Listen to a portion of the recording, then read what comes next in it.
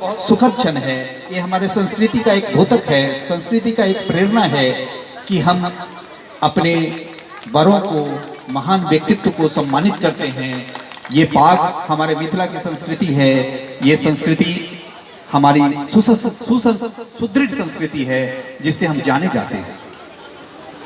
अब इस कार्यक्रम को आगे बढ़ाते हुए, चूंकि समय का एक लिमिट होता है, टाइम लिमिट होता है जिसमें सभी को सभी काम रहते हैं, मैं इस विद्यालय के विषय में 2 शब्द कहते हुए विद्यालय की प्राचार्या को आमंत्रित करूंगा।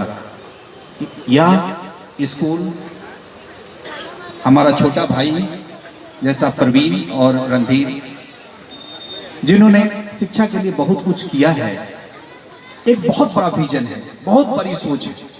मेरे पास जब वो आया तो बोला कि भैया मैं एक स्कूल यहाँ ऐसा खोलना चाहता हूँ जो इस जिले में बच्चे शिक्षा प्राप्त करके बड़े बड़े इंस्टीट्यूशन में जा सके। कैसे संभव है? हमके बिल्कुल संभव है।